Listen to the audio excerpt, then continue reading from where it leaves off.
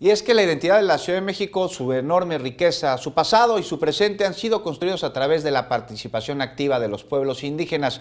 Y el futuro de la capital, se va a forjar con su aportación, y es por ello que lo invito a conocer cuáles son los derechos de los pueblos indígenas. Veamos.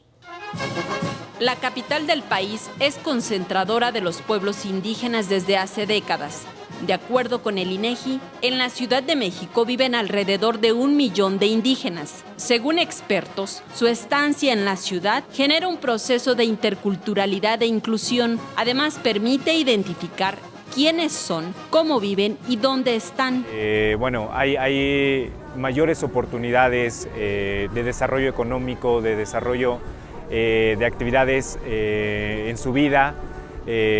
Finalmente también grandes de estos procesos de migración se deben al asentamiento de los pueblos indígenas desde hace muchísimos años, desde hace décadas.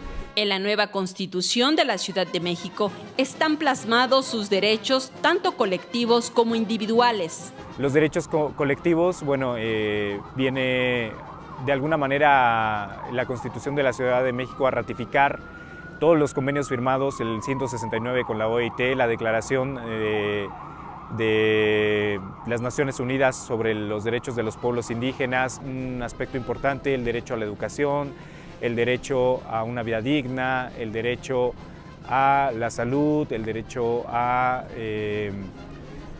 la no discriminación. A pesar de que los derechos de los pueblos indígenas están en tránsito, entran en vigor el 17 de septiembre de 2018.